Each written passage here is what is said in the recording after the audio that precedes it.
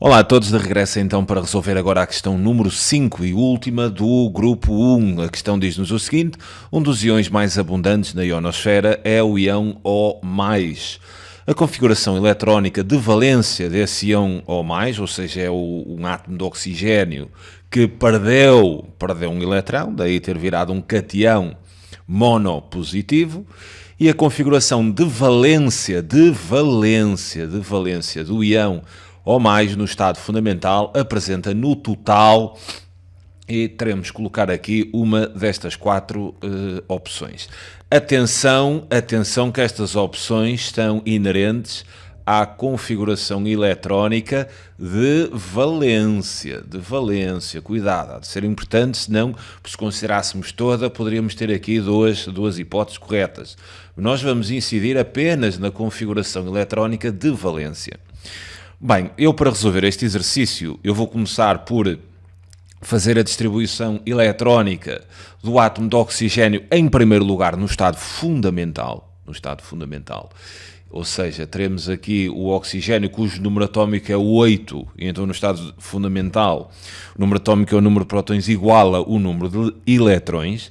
Fazendo a distribuição no nível 1, apenas temos orbitais do tipo S, e nessa orbital cabem no máximo 2 eletrões, né? Como vamos colocar 8, então no nível 1, essa orbital S ela está completamente preenchida com 2 eletrões. No nível 2, nós já temos orbitais do tipo S e também do tipo P. Então no orbital do tipo S cabem no máximo 2 eletrões, vamos colocar, né? Podemos distribuir 8, já tínhamos 2, com aquele 2 faz 4, e sobram então 4 eletrões para colocar nas orbitais do tipo P, que levam 6 eletrões. Ou seja, se eu tenho que colocar 4, e então levam 6, né?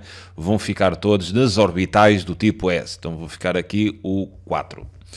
Tudo bem, mas eu agora vou pensar aqui no íon O+, ou seja, esse íon O+, ele perdeu um eletrão. Se perdeu um eletrão, em vez de distribuir 8, eu vou distribuir apenas 7, porque o catião, né, O+, ele perdeu um eletrão.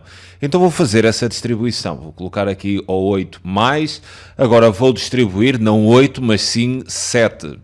Então teria 1s2, teria então 2s2 e teria aqui não 2p4, mas 2p3. Mas agora vamos aprofundar um pouco esta distribuição. Aqui no orbital do tipo S, segundo o princípio de exclusão de Pauli, cada orbital leva no máximo 2 eletrões com spins diferentes. Ou seja, nesta orbital do tipo S só cabem 2 eletrões e eles têm que ter spins diferentes. Ou seja, representamos assim um eletrão com spin para cima e depois outro com spin para baixo.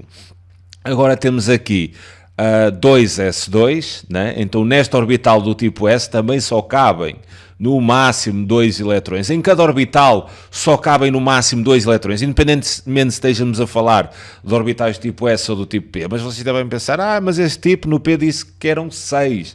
Mas cuidado, nós nas orbitais do tipo P nós temos 3 orbitais. Por isso, com a mesma energia, elas são chamadas orbitais degeneradas, ou seja, no subnível P, nós vamos ter 3 orbitais. Se cada orbital, pelo princípio de exclusão de Pauli, leva no máximo 2 eletrões, e se temos 3, daí o valor 6. Mas pelo princípio de exclusão de Pauli, cada orbitalzinha leva no máximo 2 eletrões e com spins opostos. Então, ok, aqui tenho uma orbital tipo S, né? Vou colocar um spin para cima e um spin para baixo. Agora, nós só vamos neste exercício atender à configuração eletrónica de valência. Ou seja, a configuração de valência há de ser a configuração apenas do último nível. Ou seja, nós vamos desconsiderar para responder à questão o que temos no nível 1. Nós só queremos o nível de valência. Agora, aqui nas orbitais do tipo P, ela pode ser decomposta, né, em três orbitais. Orbital PX, PY e PZ, daí chamarem-se orbitais degeneradas, porque elas têm a mesma energia. Em cada orbital do tipo PX, pelo princípio da exclusão de Pauli, só cabem 2 eletrões, né, com spins opostos. Na PY a mesma coisa e na PZ também a mesma coisa. Mas agora reparem, a gente tem que distribuir por estas 3 orbitais 3 eletrões. E como é que se faz essa distribuição? Vamos ter que apelar à regra de Hund. A regra de Hund diz-nos o seguinte: no preenchimento destas orbitais do tipo P, nós não podemos colocar 2 eletrões aqui e um aqui e deixar a outra vazia. Esta seria uma configuração incorreta, que não obedecia à regra de Hund. A regra de Hund diz que no preenchimento eu tenho que colocar um elétrão em cada e só depois destas orbitais estarem semi-preenchidas é que eu começaria a completar as orbitais com o segundo eletrão. Ou seja, para distribuir os 3, eu tenho que colocar um em cada uma. Não posso colocar 2 numa e um noutra. Isto é o que diz então a regra de Hund. E diz mais do que isso. Na colocação do primeiro eletrão, esses eletrões têm de ter todos o mesmo spin. Ou seja, eu não poderia colocar aqui 2 eletrões com este spin e depois na terceira colocar um eletrão com um spin oposto. Isto é o que diz a regra de Hund. Tem que colocar um em cada, só depois meter o segundo, e esse primeiro que colocam, ele tem que ter o mesmo spin. Isso é então o que diz a regra de Hund. Agora, um pormenor que vocês às vezes pode criar alguma confusão. Imaginem que eu só tinha um eletrão para colocar. Vamos imaginar isso. Só tinha aqui um eletrão para colocar. Eu tenho que meter este eletrão na PX. Não tem que meter na PX. Vocês podiam colocar esse primeiro eletrão, por exemplo, na PY ou na PZ. Não interessa a ordem. Não tem que colocar em primeiro PX, depois em PY e depois em PZ. Não tem de fazer isso. Eu podia colocar um eletrão na PY. Podia também colocar não na PY, mas na PX, ou então não nestas duas e na PZ. Estaria correto da mesma forma. Okay? Isto não tem que ser por ordem alfabética.